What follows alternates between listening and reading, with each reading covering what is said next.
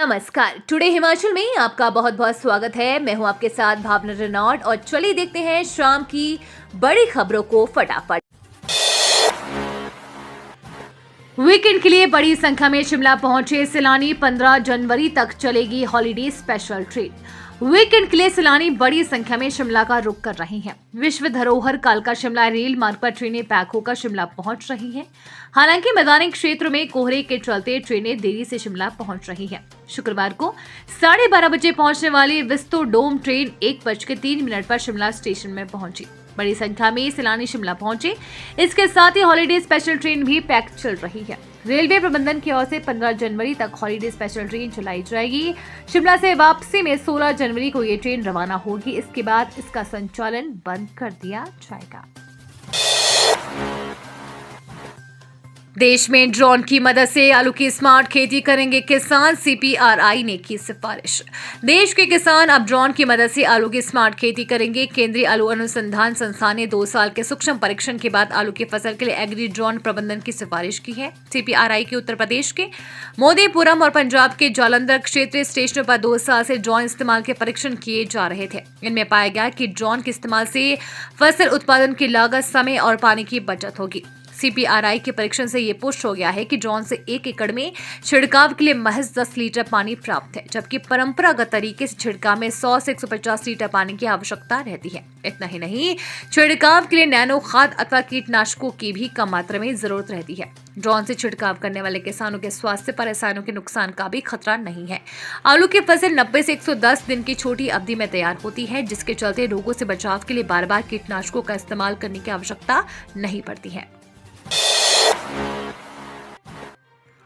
ऊना में पुलिस ने किया नकली दवाइयों का भंडाफोड़। डोलो समेत कई नकली दवाइयां बरामद। आरोपी की तलाश जारी।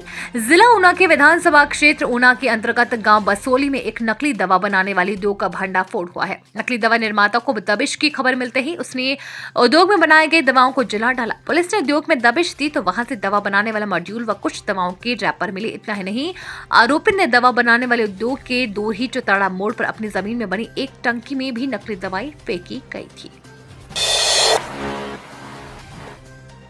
शिमला डेवलपमेंट प्लान पर गरमाई राजनीति। कांग्रेस भाजपा ने पेश किए दावे। सचिवालय में भी हो रही जमकर चर्चा।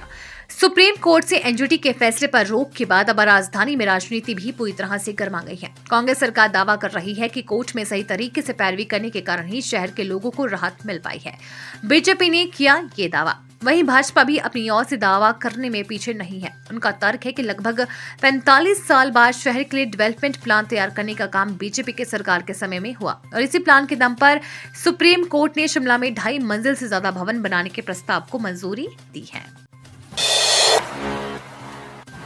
धुंध के साथ बर्फ और बारिश बढ़ाएगी परेशानी। हिमाचल में लुढ़केगा पारा। इन जिलों के लिए येलो अलर्ट जारी। हिमाचल प्रदेश में आने वाले दिनों में पहाड़ों पर हिमपात और बारिश की संभावना है।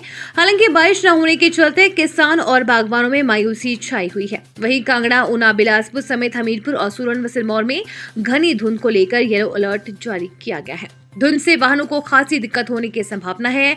इससे इन जिलों में यातायात सेवाएं प्रभावित हो सकती हैं। आने वाले दिनों में ऊंची चोटियों पर हिमपात और वर्षा की संभावना प्रकट की गई है।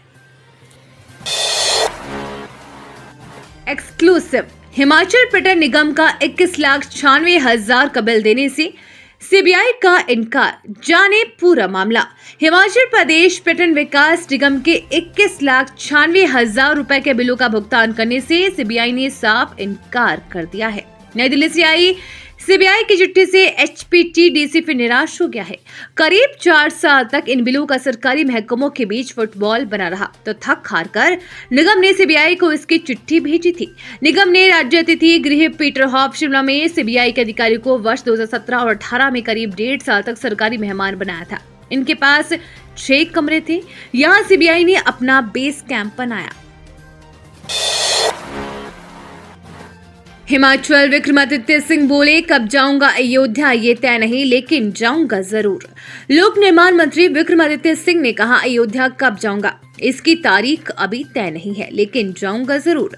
गुरुवार को इस मामले को लेकर उन्होंने कांग्रेस हाईकमान से बात कर ली है। पार्टी के शीर्ष नेतृत्व ने मेरे अयोध्या जाने को लेकर असहमति नहीं जताई है। पार्टी नेताओं ने कहा है कि अयोध्या जाना व्यक्तिगत मामला है, इसका फैसला उन्होंने मुझ पर ही छोड़ दिया है। विक्रमादित्य सिंह ने कहा कि आरएसएस और भाजपा के साथ उनके वैचारिक मतभेद है और आगे भी रहेंगे। भगवान राम में उनकी पूरी आस्था है। उन्होंने कहा कि उनके पिता दिवंगत वीरभद्र सिंह की सनातन धर्म और प्रदेश के देवी देवताओं में पूर्ण आस्था रही है।